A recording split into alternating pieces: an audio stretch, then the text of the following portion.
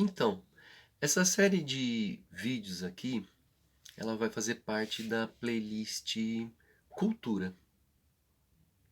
É nela que a gente vai estudar, ou pensar, ou comentar aqui para vocês situações relacionadas ao processo de humanização. Uma vez que a gente nasce bicho, a gente nasce animal e se humaniza, se torna ser humano. A gente vai também ver a questão da cultura, a questão do trabalho, as formas que o trabalho foi pensado historicamente, também conceitos de alienação, de linguagem e, enfim, não necessariamente nessa ordem que eu disse agora, mas passando sim por todos esses temas de uma maneira mais detalhada. Nesse vídeo e no próximo, a gente vai tentar explicar o processo de humanização, né? Para tentar responder perguntas como quais são as diferenças entre animais e humanos. Eu acho que nesses dois primeiros vídeos a pergunta essencial é essa, né? Quais são as diferenças entre esses dois elementos, tal? Bom, sendo assim, o que a gente vê com bastante frequência, principalmente nas ficções, né, livros, infanto-juvenis, séries, a gente vê muitas vezes humanos bestializados, humanos animalizados, né, bestificados, tal, como o exemplo de um lobisomem, ou se não, humanos criados por bichos, como por exemplo o Tarzan e o Mowgli. Mas a gente também vê o inverso, né? Quando a gente observa a antropomorfização dos bichos. Esse vai e vem da cultura em torno dessa questão bicho-animal, né? Dessa nuance ou dessas nuances entre os bichos, os animais e o humano, elas são bastante presentes. Mas a questão é, será que elas dão conta de conseguir responder essa pergunta, né? De quais são as diferenças entre os animais e os humanos? Além da ficção, existe ou existiram casos reais nas quais humanos foram encontrados na selva, por exemplo, em situações de bestialidade e animalidade. Casos como Amala e Kamala, na Índia, na década de 1920, é um caso clássico estudado pela antropologia. Duas meninas foram encontradas na selva e elas tinham comportamento animal, elas tinham comportamento não humano. Elas não falavam, elas não sorriam, elas não choravam. A visão era de alguma forma comprometida, então elas não tinham passado pelo processo de humanização. Quando elas foram encontradas, elas foram mais ou menos tratadas, né? Uma delas morreu, outra durou um tempo, mas faleceu também.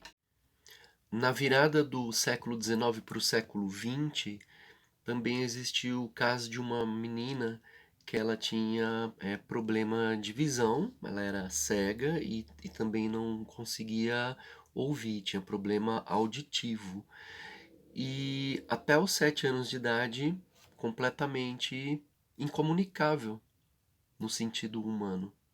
Até que os pais dela contratam uma professora e aos poucos, né, a professora vai inserindo a Ellen Keller no universo humano, até que ela se torna uma grande conferencista.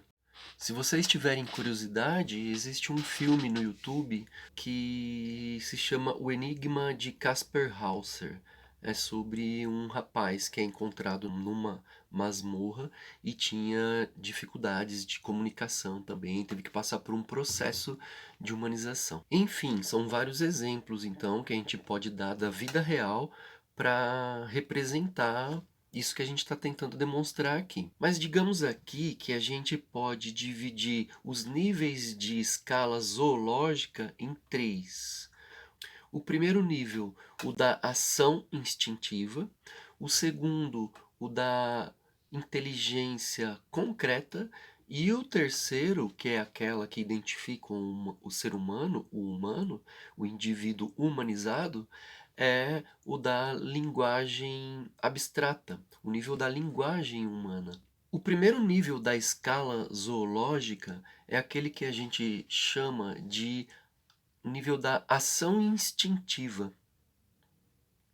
Nesse nível, animais com uma complexidade menor, digamos assim, né, se comparado com outros animais e comparado com os humanos, eles têm a característica de simplesmente agirem por reflexo ou agirem por instinto dentro dessa escala que eles vivem e se reproduzem.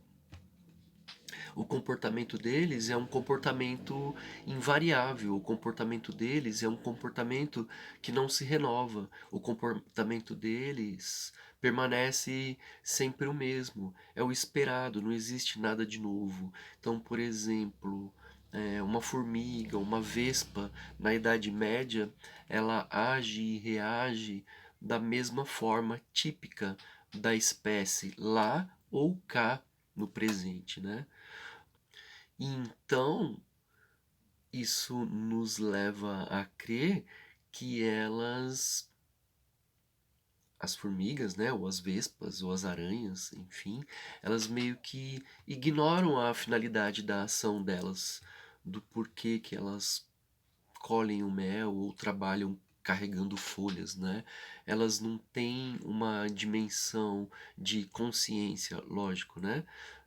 Humana, porque elas estão numa outra realidade, num outro nível de escala zoológica, que é esse nível que a gente chamou aqui então de ação instintiva.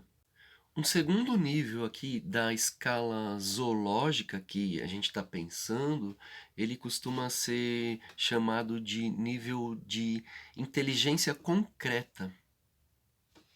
Nesse nível existe um instinto, claro, mas digamos que existe uma maior plasticidade quando esses animais eles se veem diante de uma situação problema.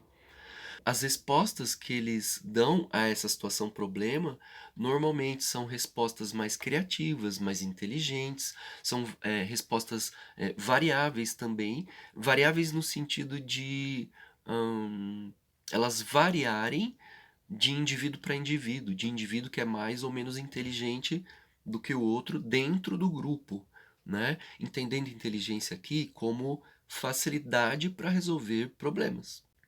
Então, por exemplo, dentro desse grupo, a gente pode encaixar chimpanzés, a gente pode encaixar até ratos de laboratório, né? Então, em determinados testes, esses animais eles demonstram uma espécie de insight, uma espécie de iluminação súbita para conseguir dar conta de responder à situação problema.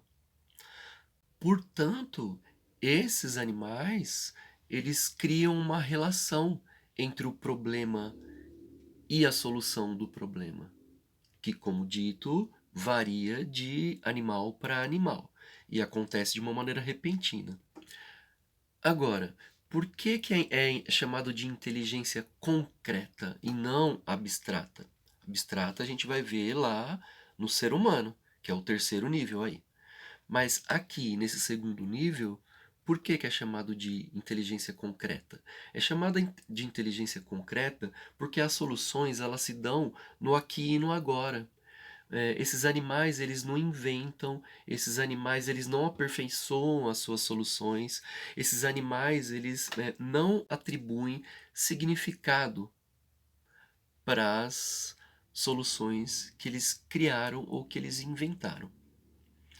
Bom, dito isso, a gente está mais ou menos habilitado a perceber então que para que a gente chegue no nível humano, é preciso que a gente, aos poucos, num processo, vá se dando conta de determinadas situações que estão para além dessa inteligência concreta.